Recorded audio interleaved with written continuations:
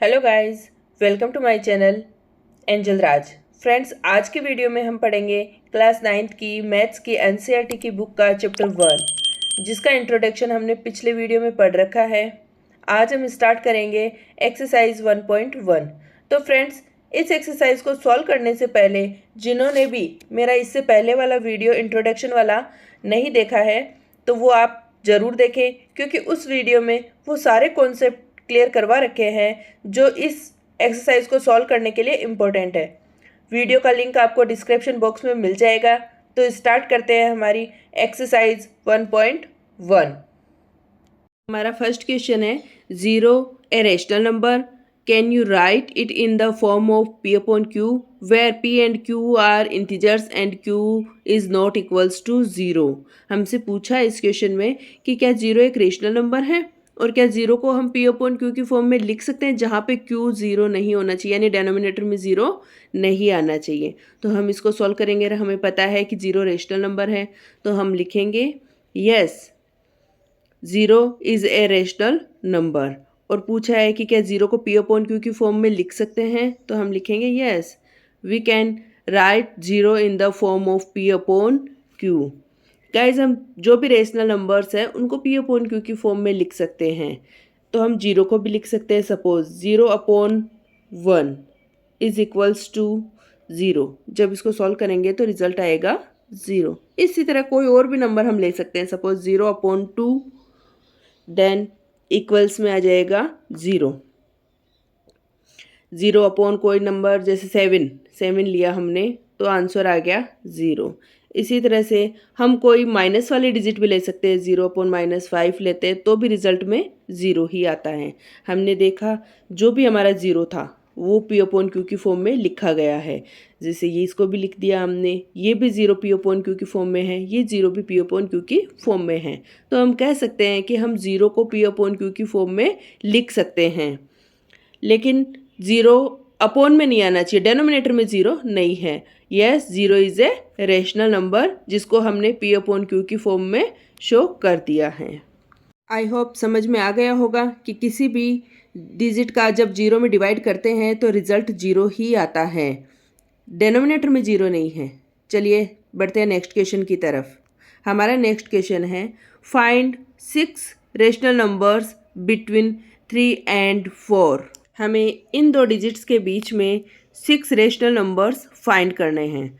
मैंने आपको इंट्रोडक्शन वाले वीडियो में बताया था, आपको याद होगा। पहले हम लिख लेते हैं हमारे दोनों नंबर्स। पहले हम लिखते हैं 3 और उससे थोड़ा दूर हम 4। अब हमें जब 6 रेशनल नंबर्स फाइंड करने हैं तो 6 से एक बड़ा यानी 7 दोनों तरफ मल्टीप्लाई कर देंगे। तो लिखेंगे हम 3 में 3 मल्टीप्लाई 7 अपॉन 7। इसी तरह 4 में भी 7 अपॉन 7। जब हम 3 को 7 से मल्टीप्लाई करेंगे तो आएगा 3 7 जा 21 अपॉन, अपॉन में जब 7 को मल्टीप्लाई करने के लिए कुछ नहीं है तो अपॉन में केवल 7। इसी तरह से 4 को जब हम 7 से मल्टीप्लाई करेंगे तो 4 7 जा 28 अपॉन में केवल 7 रहेगा, क्योंकि नीचे कुछ भी मल्टीप्लाई के लिए नहीं है। तो हमारे दो डिजिट्स हमारे पास आए हैं 21 अपॉन 7 और 28 अपॉन 7। अब हम इनको लिख लेंगे 22 upon 7, 23 upon 7, 24 upon 7, 25 upon 7, 26 upon 7 and 27 upon 7। ये 6 रेशनल नंबर्स हमें फाइंड हो गए हैं। सेम ऐसे ही एग्जांपल मैंने आपको इंट्रोडक्शन में समझाए थे जो भी यहाँ पे दे रखे हैं। इसी तरह हम किन्हीं भी दो रेशनल नंबर्स के बीच के रेशनल नंबर्स फाइंड कर सकते हैं। यहाँ पे हमने 6 रेशनल नंबर्स फाइंड करे हैं। 21 अपॉन 7 से लेके 28 अपॉन 7 के बीच के डिजिट्स हमने यहाँ लिखे हैं, और जो हमारा क्वेश्चन है उसका आंसर हमें 6 डिजिट्स यहाँ पे मिल गए हैं। चलिए अब बढ़ते हैं नेक्स्ट क्वेश्चन की तरफ।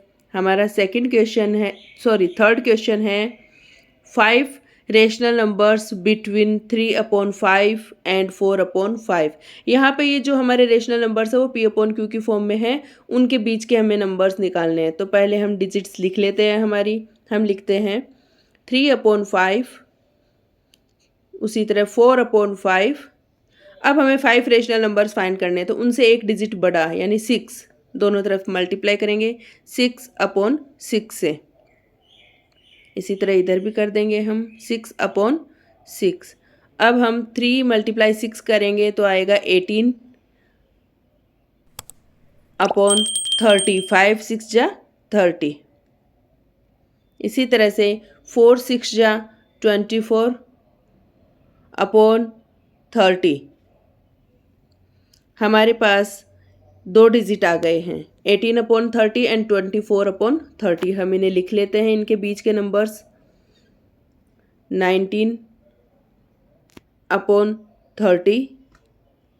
20/30, 21/30, 22/30, 23/30। ये हमारे पास 5 रेशनल नंबर्स जो हमें क्वेश्चन में पूछे गए थे हमारे सामने हैं। यह बहुत ही आसान तरीका था आपको एक्सप्लेन करने का। इससे रिलेटेड और भी एग्जाम्पल आपको इंट्रोडक्शन वाले वीडियो में क्लियर करवाए थे, जिसका लिंक डिस्क्रिप्शन बॉक्स में मिल जाएगा। फ्रेंड्स, आपको समझ में आ गया होगा कि जब P/Q की फॉर्म में कोई भी रेशनल नंबर्स दे रखे हों तो जितने रेशनल नंबर्स हमें फाइंड करने हैं, जैसे 5 रेशनल नंबर्स फाइंड करने थे, उनसे एक डिजिट बड़ी यानी 6 हमें ऊपर नीचे दोनों डिजिट्स में मल्टीप्लाई करके उनके बीच के जो भी नंबर्स थे हमें फाइंड हो जाते हैं और ये हमारा आंसर है। चलिए बढ़ते हैं नेक्स्ट क्वेश्चन की तरफ।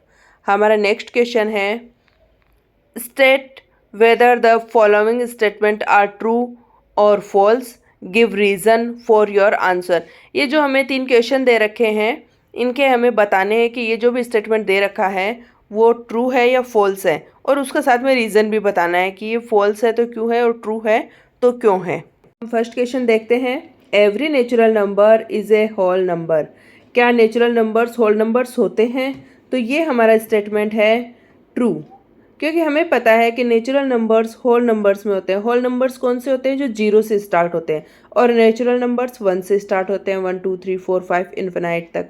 हम कह सकते हैं कि 0 प्लस नेचुरल नंबर्स मिलकर ही होल नंबर्स बनते हैं, यानी होल नंबर्स में 0 के साथ साथ नेचुरल नंबर्स भी होते हैं। तो हम इसके स्टेटमेंट में यहाँ पे लिखेंगे, जो हमें रीज़न देना है उसमें लिखेंगे whole numbers is the collection of 0 and natural numbers, यानी जो होल नंबर्स होते हैं वो 0 और नेचुरल नंबर्स का कलेक्शन होता है। और ये स्टेटमेंट हमारा ट्रू है कि नेचुरल नंबर्स भी होल नंबर्स होते हैं। चलिए बढ़ते हैं नेक्स्ट क्वेश्चन की तरफ।